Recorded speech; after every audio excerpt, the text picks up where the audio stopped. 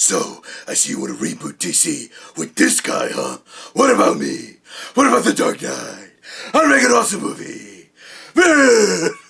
Guys, I am seriously trying to play movie catch-up right now. I am trying to see every movie in theaters that I can, and I know I'm behind, because also The Bad Guys 2 comes out this week, and I still haven't seen Fantastic Four. Oh, there are so many movies! I will eventually review them all. But we're starting with Superman. I kept hearing everybody saying how great this movie is, and that I have to go check it out, so I did. But there's a few things you guys need to know about me and superhero movies. I know very little about superheroes outside of movies.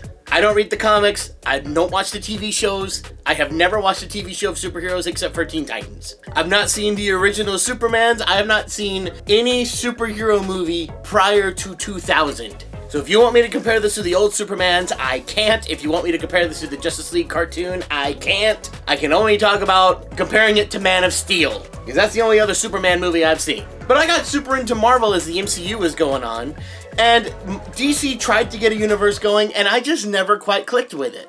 Don't get me wrong, I adored The Dark Knight and Batman Begins and all that, but that's the only thing from DC besides Teen Titans that I really got invested in. I didn't care about pretty much any of the newer films, except I did like Aquaman, that was fun. But really, that was about it. I watched, I think most of the DC movies, but then somebody would ask me, oh, what'd you think about it? And I'd just stop and think and go, I don't remember what happened. All of it felt very much in one ear and out the other for me. So when they said they were rebooting all this to give us a new DC cinematic universe, I was excited to give it a shot. And especially with somebody who worked over at Marvel for a while come to do it, I thought maybe I'll finally get into DC movies. So I went to the theater with an open mind, checked it out, and yeah, this is probably one of the best DC movies I've ever seen. I still don't like it as much as Dark Knight or anything like that, but I liked it better than just about everything else that they made in the last couple years, so hey, I see that as a win. While not a perfect movie or anything like that, I think this is a really good, solid start to a good DC cinematic universe. Which is weird because this did a lot of things that I would assume would be bad to start a new cinematic universe. You don't show Superman, coming into his superhero element. You don't see everything from its beginning. When you start the movie, Lois Lane already knows that Kent Clark is Superman. They're already in a relationship. He's already been Superman, doing stuff for 3 years, I think the movie said. They had the whole thing at the beginning. Lex Luthor has been after Superman for a while, and they both already know each other. There's already other superheroes from the DC universe like Green Lantern, Mr. Terrific, which I'm gonna be honest, I'd never heard of Mr. Terrific before this movie, but he's awesome. I love Mr. Terrific. But yeah, these guys have no big introduction. They just kind of show up halfway through the movie. And you'd think all of this would lead up to a really bad start for a new cinematic universe. But weirdly enough, it worked. If you had to do that kind of opening for any superhero, it makes sense to do that for Superman. I don't care how little you know about superheroes. If anybody out there knows one superhero's origin story, it's gonna be Superman. Or maybe Spider-Man. It's one of those two. And with that, it was nice to go ahead and cut out a lot of the fluff of having to do the story that all of us are going to see coming a million miles away and give us a story that we don't see coming. Or at least I didn't, not having read the comics. I don't know if this story came from the comics or not. So what's the story here? The story here is that Superman has been Supermaning for a while now, and a lot of people are not thrilled with the way that he's chosen to run things, very much like a Civil War type situation. The government sometimes thinks he goes too far, the public is thrilled by the fact they feel safer, and here's Superman in the middle, just trying to be a good guy and trying to help people. And then the unthinkable happens. There is a crazy realization in the middle of the movie. I will not spoil what it is here, but that totally makes the whole world turn against Superman. It's a twist I never saw coming. It was one that totally caught me off guard, so I don't want to spoil it here. But the rest of the movie is trying to figure out who Superman is. That's a weirdly intriguing question. I would have thought that would have been a really boring question before we started.